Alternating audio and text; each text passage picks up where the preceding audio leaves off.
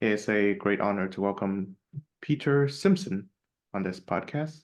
He is the Professor Emeritus of Philosophy and Classics at the City University of New York. And today we're discussing. We've stopped. Yeah, we've started. Today we're discussing Aristotle's great work, Politics. Okay. Peter, how are you? I'm very well, John. How are you? I'm doing very well. So let's begin by asking you, what are some of the important ways that Aristotle influenced our politics? Well, that's an interesting question. I was oddly enough thinking about that just before we started, and I was thinking that in fact, in the case of the American system, the founding fathers, as we call them, did everything they could to stop Aristotle influencing American politics. I refer to the fact that, as is well known among scholars of Aristotle, is that his own understanding of politics, and politics comes from the word polis in ancient Greece, which is typically translated as city, and it ordinarily refers to a fairly small number of people, fewer than a million, maybe 10, 20, 30,000. And at the beginning of the American Revolution, as you may know, when the British resisted, when the Americans, the colonists, resisted the British, in which they were successful, they nevertheless were made up of relatively independent groups, not only within the individual states, between the individual states, but within the individual states. So Massachusetts, New York, were divided among relatively small groups or groupings of citizens who were relatively independent with respect to other parts of the same states. And as you may or may not know, the American Revolution against the British was carried out under a document called the Articles of Confederation, which is a fairly loose but effective uniting of the different states and parts of the states for the purposes of fighting and eventually defeating the British. Now, after the British had admitted that they'd been defeated and had left, the Americans, or at least the American elites, led by George Washington and Alexander Hamilton and John Adams and various others, though not, I hasten to add, Thomas Jefferson, who at the time was in Paris as the ambassador, the people I just mentioned thought that the Articles of Confederation were not strong enough. They wanted a stronger and a tighter arrangement, not in the sense of allowing individual groups to control their own area, but of the states themselves forming a unity with a single chief officer, the president, as it turned out, who would rule all the 13 states who had revolted against the British. And that's the famous constitution that was set up in 1787 and was eventually passed and became the basis of the American Constitution, which, as you all doubtless know, is a centralized government based in Washington, D.C., the capital, and it essentially runs the whole nation, although individual states and communities have a certain amount of independence. That constitution that was drawn up in 1787 was violently opposed by the ordinary people. They did not want it. The elites, however, did want it, and they pushed it through in a way that, surprisingly, and not many Americans know this, was clearly illegal. the Articles of Confederation at the time required that any changes to the Articles should be approved by the Congress that was then existent under the Articles, should be approved by them, and then sent to the individual states to be decided on by the individual states. The Constitution was not approved in that way. First of all, the Congress couldn't agree on the Constitution, so they sent it to the states. Well, actually, they didn't send it to the states. They sent it to conventions. The states had nothing to do with it. Conventions were elected, or groups of people were elected by the individual states. And they voted on the Constitution directly contrary to the requirements of the Articles of Confederation at the time. So it was a massive fraud. I forgive me for being so amused by this, but when you live in America and everyone talks about the Constitution and how wonderful it is and how great George Washington was, it's totally contrary to the history of the period. And just a little study of the history of the period will reveal just how corrupt the Constitution was. I'll tell you one other thing, and then you can ask me a further question. There's one state at the time that refused to have a convention as required by the Constitution. They instead followed the Articles of Confederation and had an election in the state. They asked the people to decide. That state was Rhode Island. And Rhode Island voted massively against the Constitution, as all the other states would have done had they been given the choice. Rhode Island refused to ratify the Constitution. In fact, for the first 2 years of the existence of the Constitution, from 1787 to 1789, Rhode Island was not part of the United States.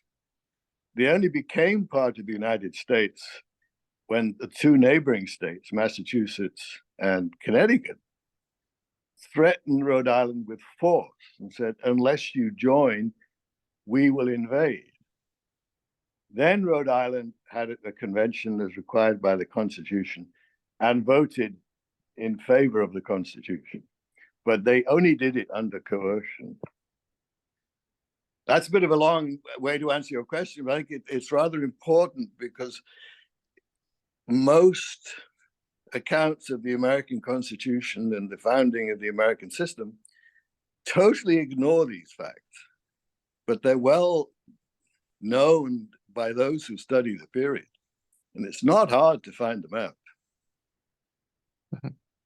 Okay, so I guess your point being that American politics is founded in contravention with the classical or Aristotelian philosophy of politics.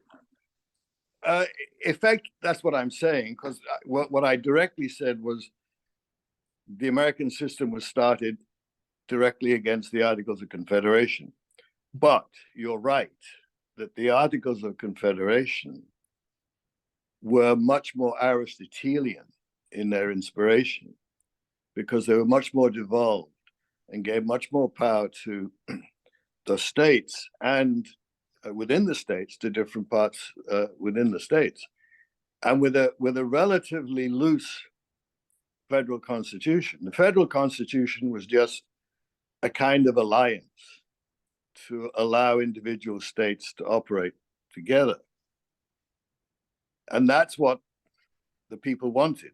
They wanted a loose alliance and control within their own systems, which is much more Aristotelian, because even towns and small villages had considerable control over their own life. Yeah, so, all right, so my point would be that the inspiration of the American system, the Articles of Confederation, was very Aristotelian. The Constitution is very anti Aristotelian. Okay. So in that case, then people who were opposed to the Constitution when it first started, think of Thomas Jefferson and Patrick Henry. So were they more or less Aristotelian in their opposition?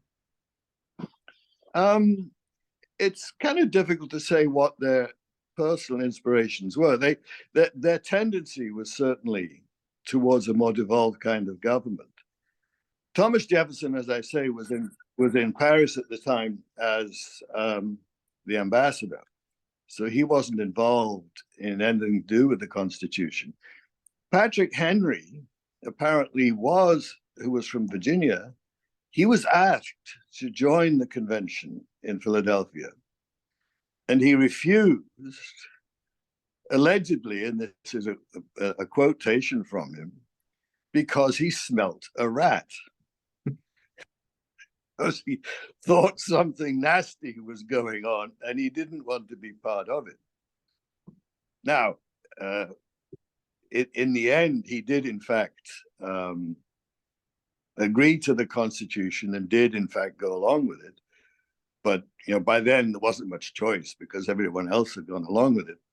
In addition, another factor behind the Constitution was to pay off the debts of the war, and especially to redeem the currency that the Americans had used to finance the war.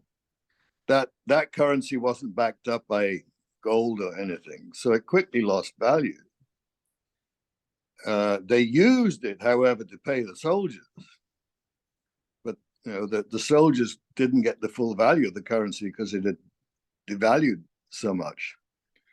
So they would sell their currency to speculators to get at least some decent money that they could use to buy things. And it was the speculators who pushed the first Congress to redeem all these notes at their face value. So you could imagine a speculator had bought $1,000 at 10 cents a dollar from the farmers. The new government, then redeems all these dollars at full face value. So the guy's making almost 100% profit. Well, it turned out, and this is all I remember. I don't want to say that it's definitely true, but it's what I've read. Patrick Henry had, in fact, speculated a bit in this currency. So he was rather keen that the currency should be redeemed at full rate for his own benefit. So, he was a bit compromised. On the other hand, as I say, he didn't join the Constitution Convention. He was opposed to it. But once it had come into existence, he took advantage of it. Well, fair enough, I suppose. So, one of the books I'm reading is Patrick Deneen's new volume, Regime Change, where he makes he has a detailed treatment of Aristotelian politics and how it can be applied to the current American Republic. So I wonder, what do you make of him? Well, one, as well as the revival of this Aristotelian way of politicking in the post-liberal thinkers like him? Well, that's an interesting question. I'm not familiar with the latest work of Patrick Deneen. I know that he and several others are much dependent and much inspired by Aristotle for understanding political life. Yeah, fair enough. There's a lot in Aristotle that you can use regardless of the particular political system you've got. So, although Aristotle doesn't fit the American Constitution because the American Constitution is too centralized, Aristotle's idea of politics as being about promoting the good life can still be used, and people like Deneen and others use it because they want to stress the idea of virtue or public spiritedness. and not just a kind of Bill of Rights pursuit of your own personal advantage. And you can certainly get from Aristotle and most of the ancient writers on politics a sense of the common good, and that we're all oriented, or should be, towards the common good, through also being oriented towards our personal or family good. Those goods should go together in a coherent way. And certainly in the modern circumstances and modern nations, you can take these Aristotelian elements and use them to push for stronger community life, less corruption in public life, a saner kind of public activity. So even though Aristotle's idea of the city is of something very small, his general principles can be applied more broadly. So to that extent, I'm not particularly in opposition to what people like Patrick Deneen and others are saying, or what they want to do. In present circumstances, that would be a very good thing. It's just that, I wanted to start off by making clear the actual history and origin of the American Constitution, and how corrupt and twisted it was, although that was 2,000 years ago. But it's important to remember it, even if we go back to Aristotle in our present circumstances, to develop a stronger sense of civic community. And that I'm perfectly happy with. I think using Aristotle to develop a stronger civic consciousness and commitment to the common good is all very well, and that's fine. Yes, I believe I read in Regime Change that Deneen suggests using Machiavellian means to achieve Aristotelian ends, in which he argues that to achieve these the kind of politics that would be fitting to Aristotle, you have to disrupt the current political system, and I think that Machiavellian end bit is something that I find rather unnerving, because well, it's inherently disruptive. But sorry, you'll have to tell me, does Deneen favor that idea? Well, using Machiavellian means to... He suggested it. Uh-huh. Yes. Well, the interesting thing about Aristotle's politics is that he talks about all the different systems and says what's good and bad about them all, and even admits that the circumstances where the best system that you can manage is actually the worst system. But since you can't achieve anything better, well, okay, do that. And he's quite happy to give advice to the worst system about how it can arrange itself so that it won't be as bad as it ordinarily would be. So he gives advice to tyrants. How could a tyrant be a better tyrant? Meaning, how could he be, in fact, more favorable to the common good? So, yeah, I mean, he would agree with a Deneen type approach and say, surely you use whatever works in the circumstances. Don't feel that because it's tyrannical or part of the American Constitution that you can't use it. No, if in these circumstances it will work, use it. So Aristotle is not he's not an ideologue in the sense of you have to do it this way and nothing else will work. No, he says, do the best you can with what you've got. And if what you have is a tyrant, and even a rather nasty tyrant, well, that's what you got. Make the best of it. course, So, he's very clear that there's a hierarchy of systems: the best system, moderate system, and the worst system. And he's in no doubt that tyranny is the worst. But he realizes sometimes that's all you've got, so make the best of it. so in that way, Aristotle was kind of a Machiavellian figure in that he advises even the worst people to do their best at being their worst. Yes, there's an element of truth to that. But Aristotle is always very clear that even if the best you got is tyranny, and there's a way to make it at least tolerable, it's still a very bad system. And you wouldn't want it if you could possibly avoid it. So he's not saying that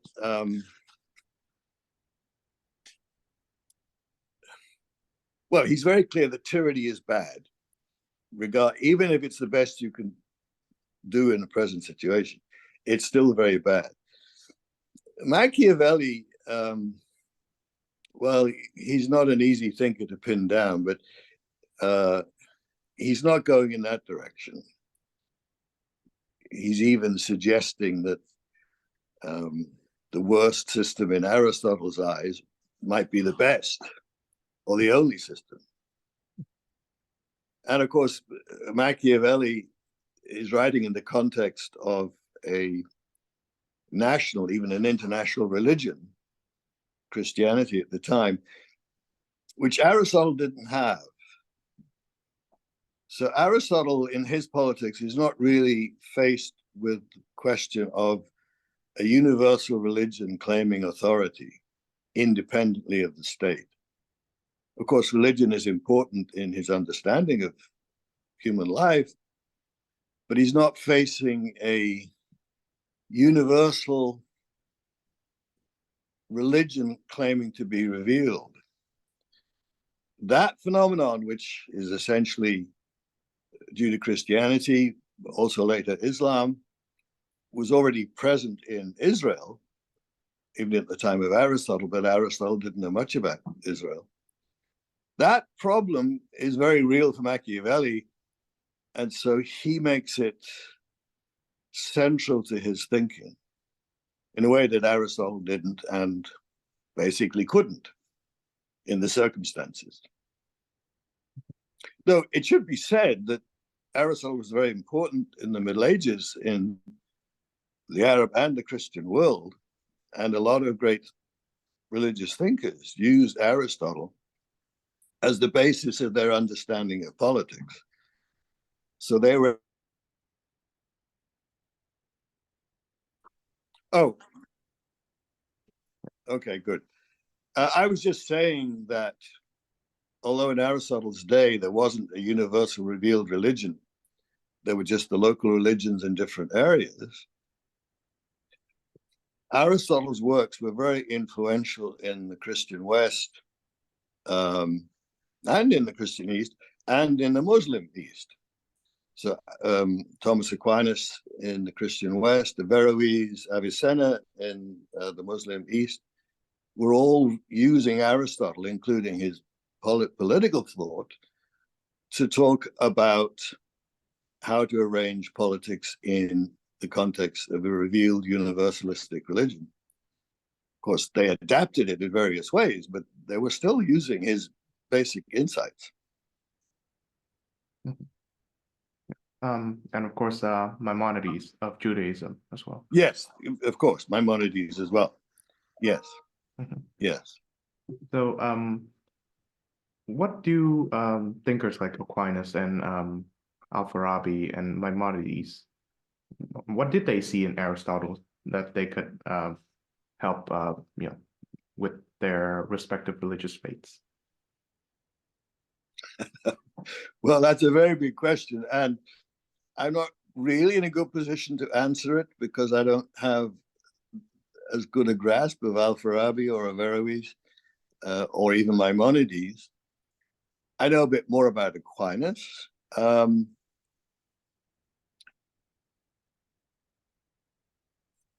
essentially, at least people like Aquinas, and I think the others we mentioned as well, they're using Aristotle's thought to adapt it to their own circumstances, because the Muslims had a large imperial control, all of North Africa, Spain, the Middle East.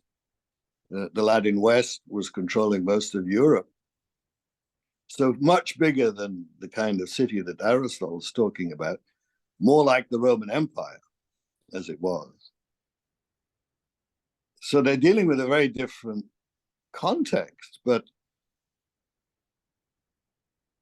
they're still trying to use Aristotle's ideas to advise how to run these big modern empires.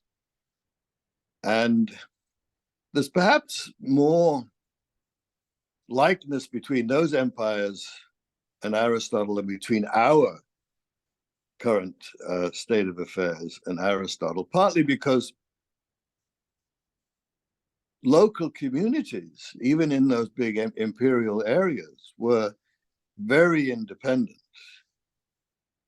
There was a king or a duke or whatever who was in charge, but local areas were more or less looking after their own affairs, as happens to some extent also in our own world.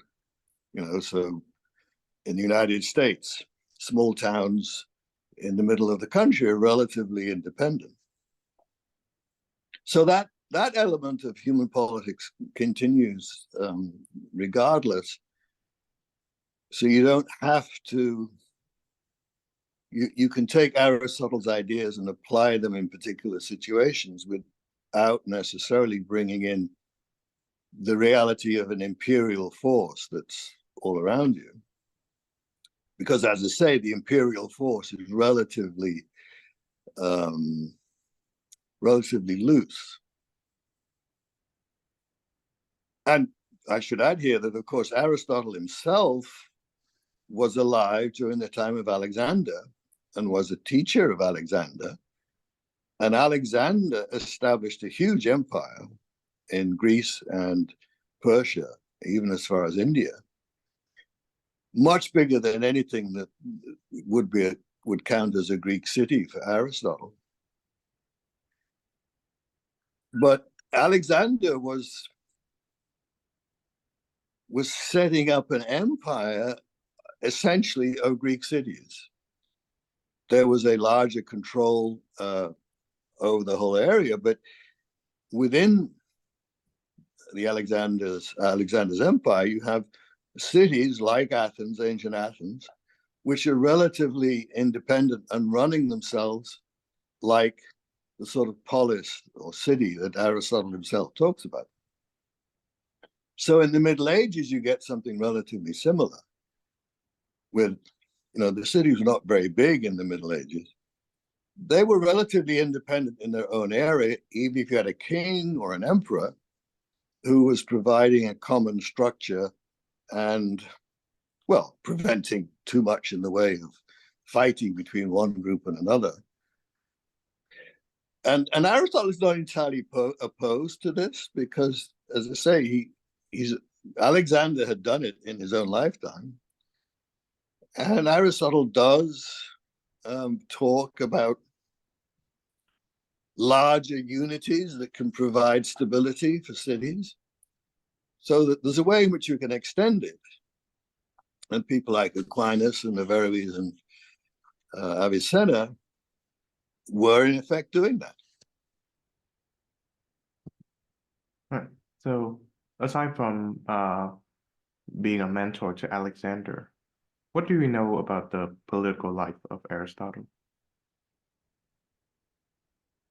Well, he was a citizen of Macedonia, which was ruled by the king. Well, Alexander, of course, was ruler of Macedon, but Alexander was a boy when during most of Aristotle's life. Well, he wasn't. Aristotle was born quite a bit before Alexander. But he was from that area. He was very familiar with Alexander's father, King Philip. Um, and during Aristotle's life, the Macedonians under King Philip essentially came to control most of Greece and abolished the power of the Athenians and the Spartans, who'd been dominant earlier, before Aristotle was born. So, sorry, what was the question again? Oh, right, the political life of Aristotle. What do we know about that? All right, so we know he was well connected with King Philip, Alexander's father.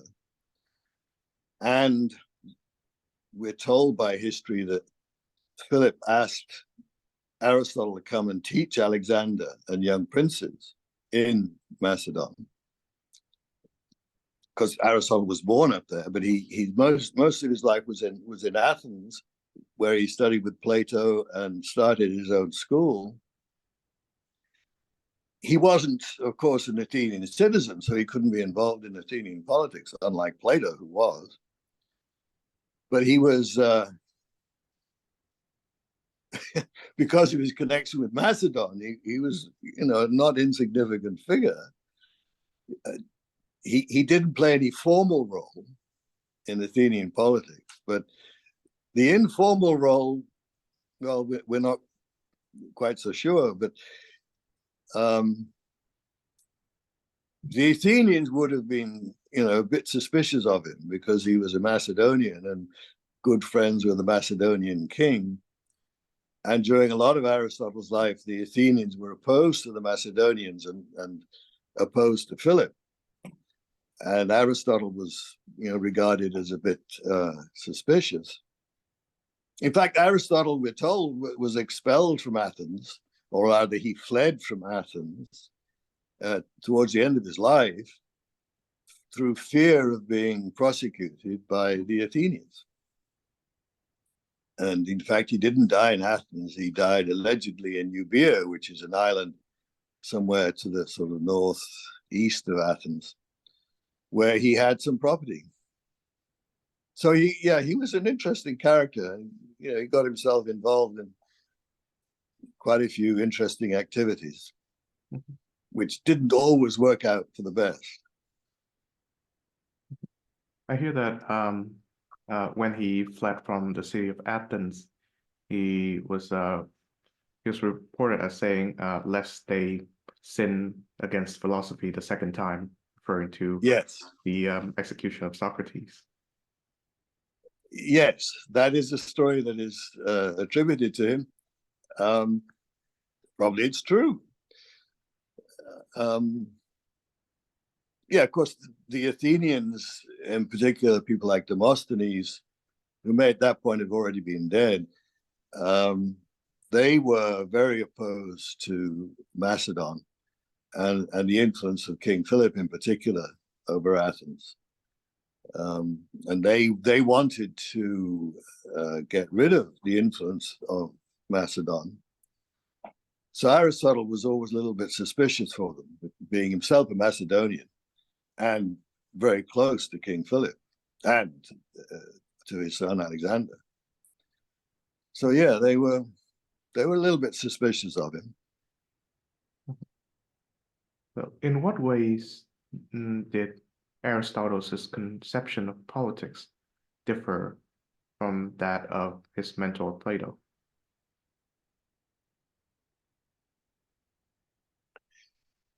Well, that's another interesting question. And the difference, I would say, is a more general one. It's not specific to politics. Plato, of course, who didn't write any philosophy proper, he wrote dialogues where he puts lots of ideas into the mouth of Socrates. And it's not always easy to work out, what is Plato's own philosophy. But if we take the dialogues as our guide, which is all we've got, you don't get in Plato the kind of down-to-earth collection of information and data about political life.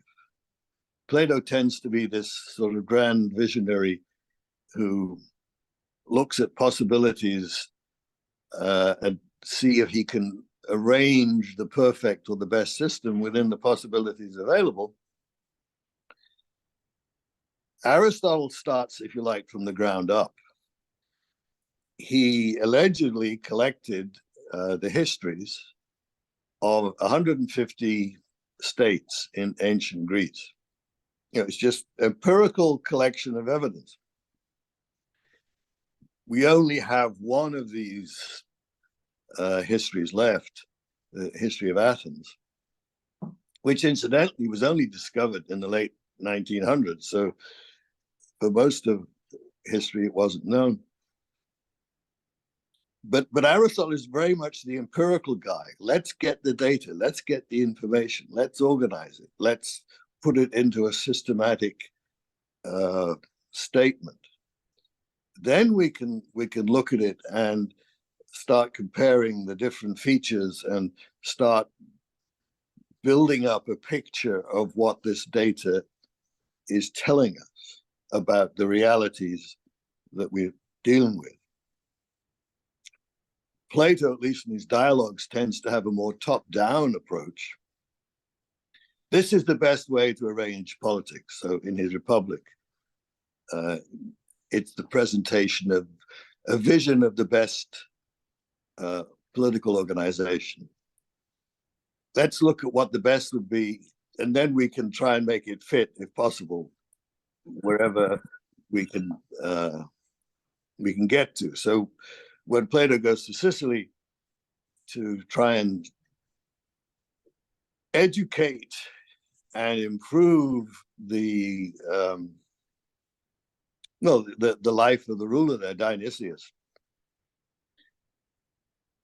he's coming, as it were, from the top down and trying to make this young man in Syracuse, Sicily, into a philosopher king. He fails in the end, as is not untypical. Aristotle is obviously not opposed to educating rulers. He did that with Alexander. But he's much more concretely aware of the limitations of the possible. And he's not just coming from the position of what is the best, but also of what is possible in whatever situation you're in. So he's quite willing to make lots of compromises if the situation forces you to make them. So he's far more hands-on and far more aware, I think, of the practical realities that you face. And the interesting difference between Plato and Aristotle is that Plato fails to establish anything in Sicily. Aristotle's student conquers the East and sets up essentially what became the Greek Empire until the Romans took over. So Aristotle's political effect through his teaching and his thinking was far greater than that of Plato in terms of concrete political realities. Of course, you might say Plato was far more important as a thinker, and in some sense that's true. But in terms of concrete realities, Aristotle is the one who did it. And I think I can argue that in modern times, whether you're living in a democracy or a non-democracy, politics is, I guess, run in a more Aristotelian fashion than a Platonic fashion. Well, it is certainly true that there's no one around who's, a philosopher king after the image of Plato. And you're right, concrete political realities have been whatever they've been. And Aristotle, since he was insistent on dealing with the realities as you find them, has a lot more to say about concrete realities than Plato. On the other hand, Plato's vision of the wise philosopher ruling society hasn't gone without its effect, especially in Western Europe, where his thought was so dominant. But even in societies where his thought had no effect to our knowledge, where there was strong, there's always been a strong imperial tradition, like China, and also in Turkey, or the Arab Empire that was based in Istanbul. There they had a vision of, a single ruler, a king, an emperor, who ran the system. Of course, the system was very organized. They had a whole organization of civil servants who enabled the empire to run, but the empire was ruled by one guy, in principle, who was supposed to be virtuous and wise, and sometimes was.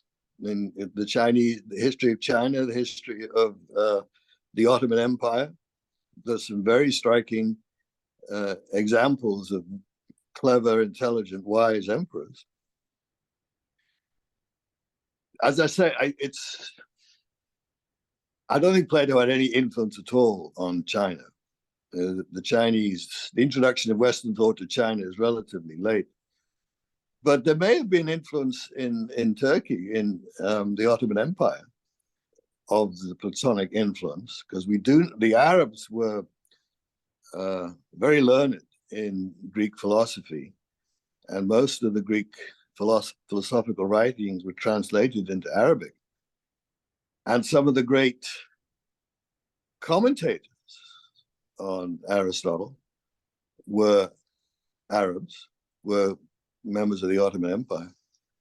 So, and Plato would have come through there to some extent. Now, given his sour experience in Athens, what does Aristotle make of democracy?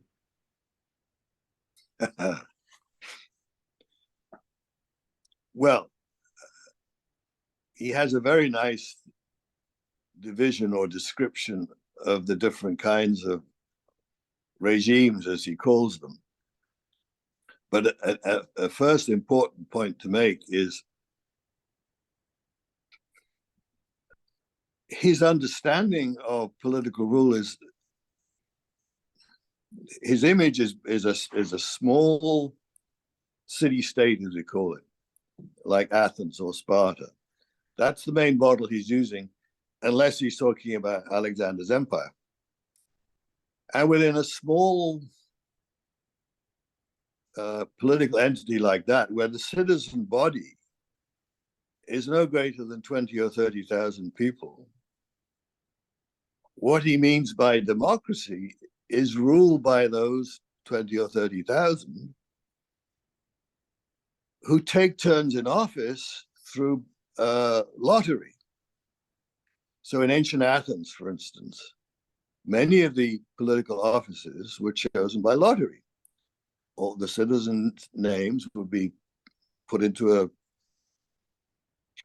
I forget what the system was, but names would be pulled out of a hat equivalently, and whosever name came up was going to be ruler for the next month or something.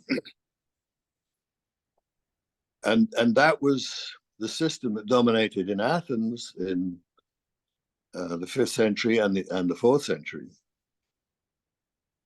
And it was a very, as I say, a very small kind of system, but it was direct democracy.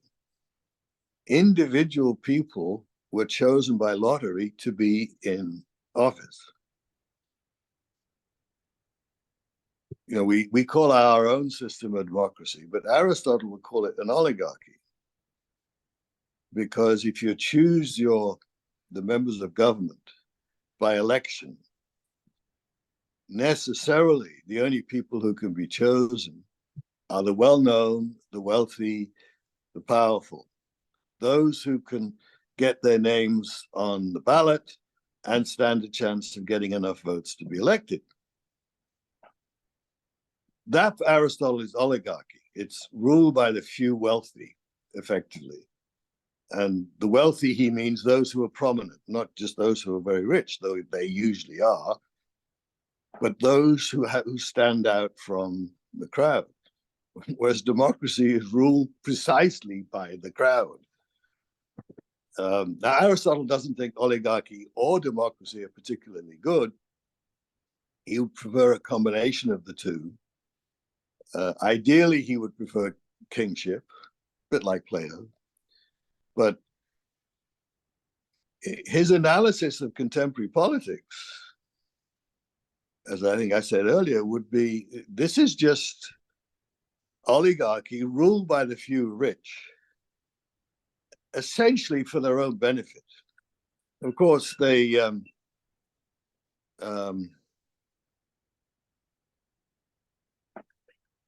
course the rulers have to, keep getting elected, and they have to do something for the benefit of most people. But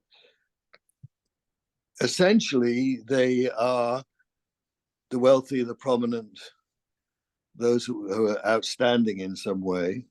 And you don't have to be elected either necessarily. You can have considerable influence on, say, the American government without being elected, because you're appointed by the president to be the Secretary of State, for instance.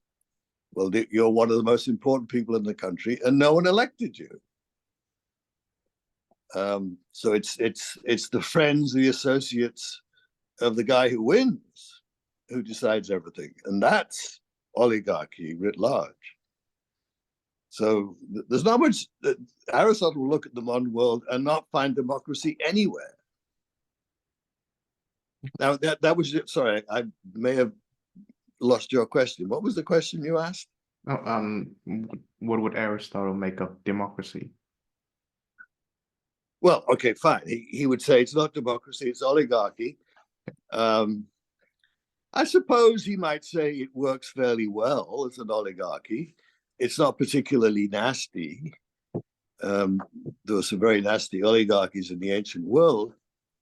So the fact that the oligarchs have to keep getting the votes of the people serves as a kind of moderating effect on the system, so it can't become too extreme. But he would regard it as fundamentally a bad system, but maybe it's got enough moderating elements to be tolerable. Right. Aristotle is known to be the first person to propose the idea of a mixed regime. So I wonder if at present, if Aristotle lives in contemporary times, would he find an example of such in any polity we have? Well, his example of a mixed regime that he thinks would be a very good regime is when you effectively combine aristocracy and oligarchy.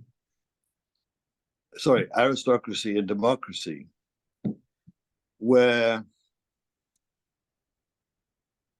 the best people are in office, but the ordinary people, the Democrats, have a check or a control on the system, so it doesn't become oligarchical. Because if you just have the wealthy in control, they'll become oligarchs and twist the system for themselves. If you just have the people in control, they'll become Democrats and twist the system to themselves. If you have the two together, you could get a fairly nice, moderate, mixed middle regime.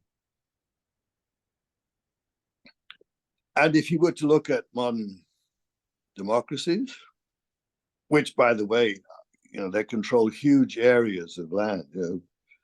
Athens is a small part of Greece, and Macedonia was a very small part of Greece when he was there. The idea that you could have rule of a whole empire, well, of course, that existed in his day, but he's really thinking of organizing smaller communities So he's thinking of 20, 30, 40,000 people rather than huge entities. Would he say that America was a democracy? Well, certainly you have elections, and certainly the people decide through the elections, but that's oligarchical.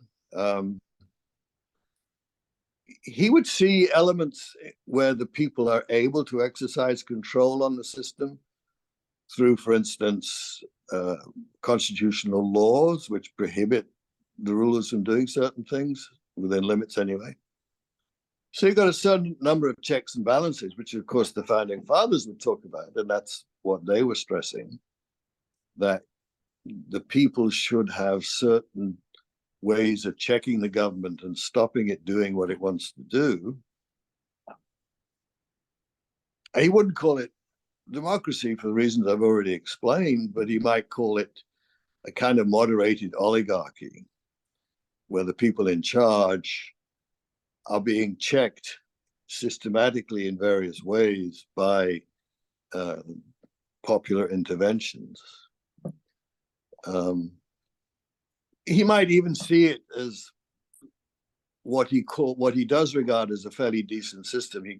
He calls it polity, which is a sort of combination of aristocracy and democracy, as I said. He might regard the American system or the modern state as sort of like that. That it's, it has some of the elements of both sides, and they tend to balance each other out, which is, of course, what people say about the American Constitution. Deneen and others, for instance, will talk about the balance of powers and the various ways in which the different elements in society are able to check each other so that neither can become too dominant. And he would probably agree that that was the case. I mean, you might even think it was not a bad system, provided that you've got sufficient devolution in the rest of the country, so that states and cities and towns within states have a considerable degree of independence. That's where I think the tension would come. And that reflects, interestingly enough, a lot of what goes on in American politics in particular, because there's always this tension between the center and the periphery. The states against the federal government, cities against the state government, different groups pressing their own interest against other groups. And more or less, we somehow manage, not just in the US, but most Western countries and most countries in the world these days, we more or less achieve some kind of balance between the conflicting interests. And he would regard that, I think, as in general a good thing, because you don't have domination by one particular group that is exploiting things for its own advantage. So while people are exploiting things for their own advantage, that they're always being checked by other groups who want to exploit things in a different direction. So he might not be too upset by the current state of affairs. Yeah. Now, one final note. At the beginning of the Politics, Aristotle states, man is by nature a political animal. So to what extent do you second that statement? Well, we have to get the context right. Of course, what he means by political animal in the context is a polis animal, an animal fitted to live in a largest community, but not too large, so that they can live freely, but also prosperously. So his initial inspiration is man is an animal designed to live in a place like ancient Athens or ancient Sparta. That kind of community where people are basically in charge of their own lives, their own situations, where they're free and relatively at peace to live their lives, have families, organize political society. I mean, that's the model he's using. But of course, as the tradition has made clear over the centuries, you don't have to stay at that level at which Aristotle operates. You can take his fundamental political distinctions and qualifications and elaborations and apply them more broadly. So you can look at modern United States or Turkey or wherever and apply Aristotle's categories and still make a lot of sense of what's going on. And did that answer your question? I can't remember. Maybe I drifted off. Yeah, man is a political animal by nature. So, is that true? Yes, and in the sense in which he meant that we need a political context, that is to say, a context larger than the family, to develop ourselves fully, intellectually, morally, all the developments of the arts and so on, all the elements we associate with civilization. You need large communities for that. They needn't be as large as modern states, but you've got to have people working together. So you only get this if you've got large groups, much larger than a family, in an organized, common working environment. He compares political animals to bees, for instance. He thinks that bees are political animals because they live in large communities. They all have distinct jobs and they work together for the common good. And in this way, all of them flourish better than they would on their own. So yes, he thinks that human beings are designed to live together in large communities so they can provide all their needs, not just physical, but also moral, political, and even theological. So yeah, it's only through these large communities that we can be fully human. So in that sense, yes. I think it's to say that man is a political animal, taken in that sense, seems to be very much the case. Well, on that note, thank you very much, Professor Peter Simpson, for joining the show. Thank you very much indeed. It was a pleasure. All right.